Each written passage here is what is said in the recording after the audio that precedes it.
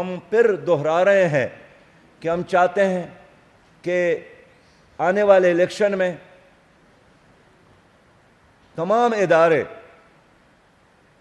وہ عدلیہ ہو، وہ اسٹیبلشمنٹ ہو، وہ الیکشن کمیشن ہو، وہ غیر جانبدار رہیں۔ میں یہ بات اس لیے بار بار کرتا ہوں کہ ماضی میں جتنے الیکشن ہو گئے ہیں اس میں ان اداروں نے وہ کردار ادا نہیں کیا جو آئین کے مطابق ان کا فرض بنتا ہے، اور یہی وجہ ہے کہ 77 کا الیکشن سے لے کر 2018 کے الیکشن، ہر الیکشن پر لوگوں نے اعتراضات کیے، انگلیاں اٹھائی ہیں، اور الیکشن کے بعد دوسرے ممالک کی طرح ایک یکسوئی اور کنسنسس اور ایک وحدت پیدا ہونے کی بجائے انتشار میں اضافہ ہو رہا ہے۔ تو میں خود چونکہ الیکشن میں ہم حصہ لے رہے ہیں، ہم نے بھرپور تیاریاں کی ہیں۔ پنجاب کے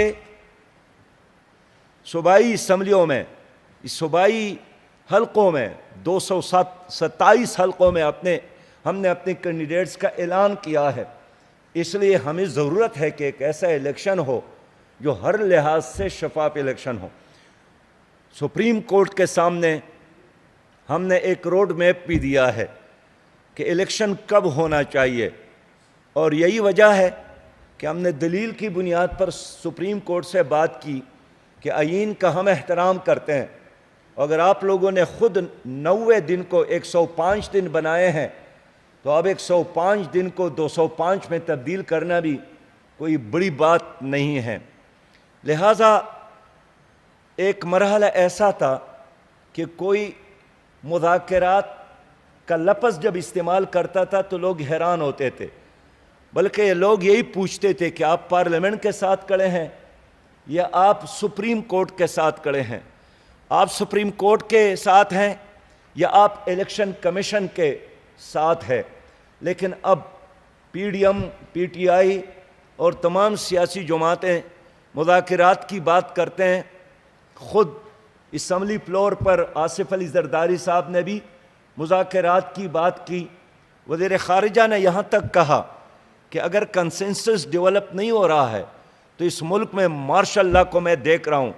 یہ اپوزیشن کی کسی ممبر کی بات نہیں ہے، یہ برسر اقتدار اتحاد کی وزیر خارجہ کا اعلان ہے۔ تو میں اس لیے آج یہ سمجھتا ہوں کہ سیاسی جماعتوں کے ساتھ اس وقت جو وقت ہے اس کو ضائع نہیں کرنا چاہیے، اور اگر کوئی یہ سمجھتا ہے کہ ہم رہیں گے یا وہ رہیں گے تو یہ ملک ہم سب کا ہے۔ یہاں اگر سیاست ہوگی، جمہوریت ہوگی، شفاف الیکشن ہوگا، نظام چلے گا۔ لیکن اگر اس کو مارو یا مرو کی بنیاد پر سیاست کرنی ہے تو میں سمجھتا ہوں کہ نہ سیاست رہے گی نہ جمہوریت رہے گی۔ اس لیے عوام ہی اس ملک کا اصل وارث ہے، اور عوام ہی کو اب فیصلہ دینے کی ضرورت ہے۔ آج وزیر اعظم صاحب نے اعتماد کا ووٹ بھی لیا، لیکن اس دلدل سے نکلنے کا واحد راستہ عوام سے اعتماد کا ووٹ لینے میں ہے۔ اور آج اگر مذاکرات کے لیے ایک وقت سپریم کورٹ کے سامنے رکھا گیا تو میں سمجھتا ہوں کہ اب بھی وقت ہے کہ ہم الیکشن کے ایک ڈیٹ پر اتفاق کر لیں،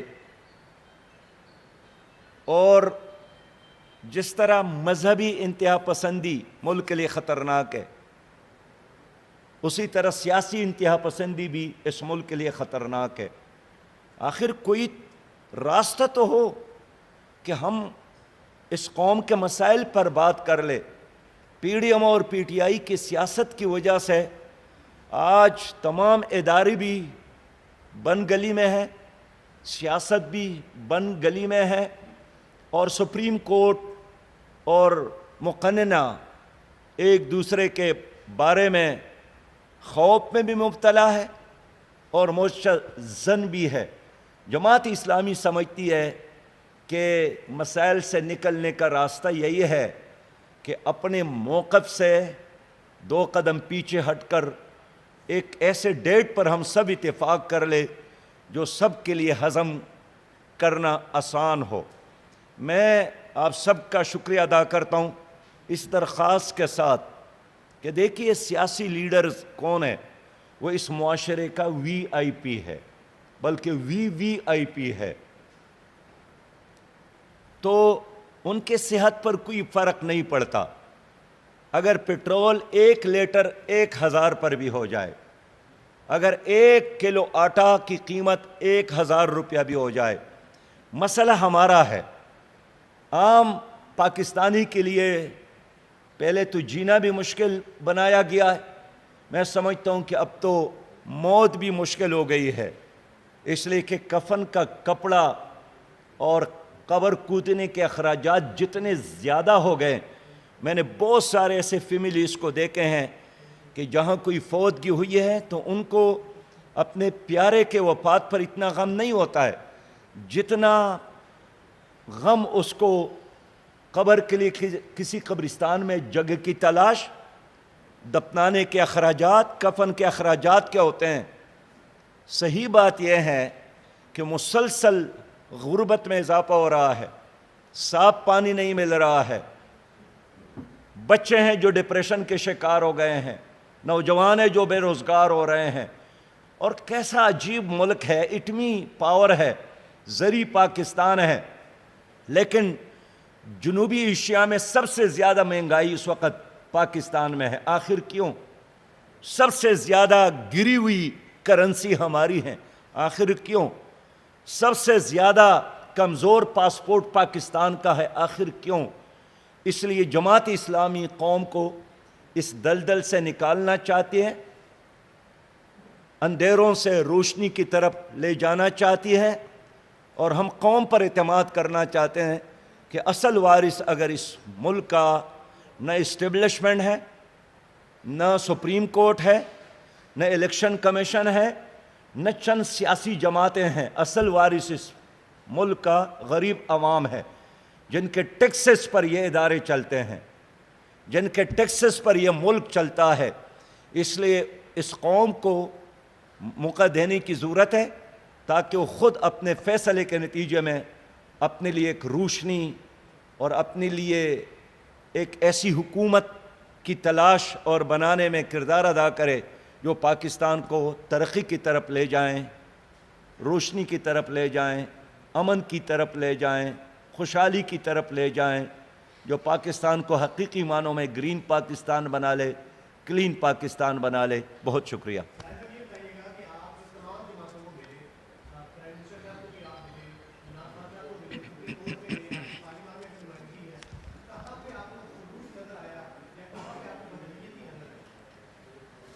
نیتوں کا حال تو اللہ ہی جانتا ہے، لیکن خود وزیر اعظم نے مجھے کہا کہ آپ کے آئیڈیا سے اتفاق ہیں، لیکن میرے بعض دوست منانے میں مجھے بہت مشکلات کا سامنا ہے۔ آج پارلیمان میں بھی انہوں نے اس کا تذکرہ کیا، اور پی ٹی آئی کا مسئلہ یہی ہے کہ ان کا بھی ہمارے آئیڈیا سے اتفاق ہے، لیکن اعتماد کے فقدان کی وجہ سے وہ بھی شکوک شبہات میں مبتلا ہے۔ لیکن میں سمجھتا ہوں کہ اگر طویل جنگ کے بعد افریقہ میں مذاکرات ہو گئے، ہمیں بھی یہاں مذاکرات ہی کے ذریعے الیکشن کے لیے راستہ نکالنا ہوگا۔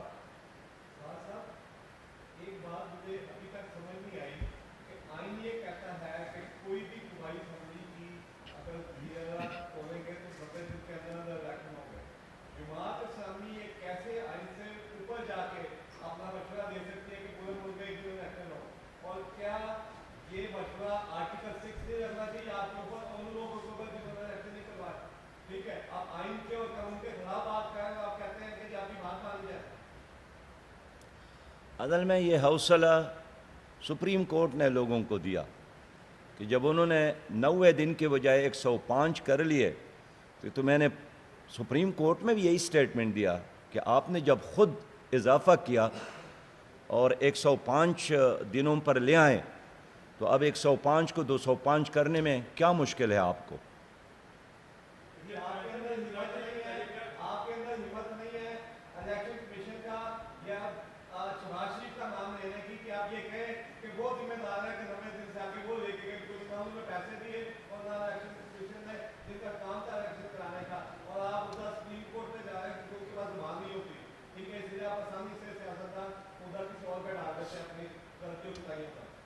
جی بھائی آپ کی طرح میں جذباتی نہیں ہوں.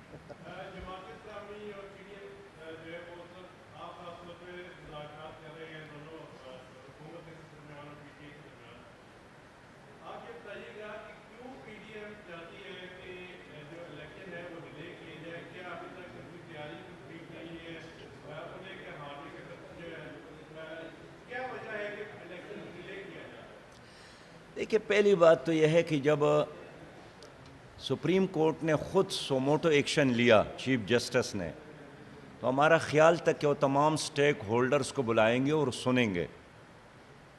جب الیکشن کمیشن نے 8 اکتوبر مقرر کیا تو ہمارا خیال تھا کہ الیکشن کمیشن بھی تمام سیاسی جماعتوں کو بلائیں گے سنیں گے، لیکن ان دونوں اداروں نے یہ کام نہیں کیا.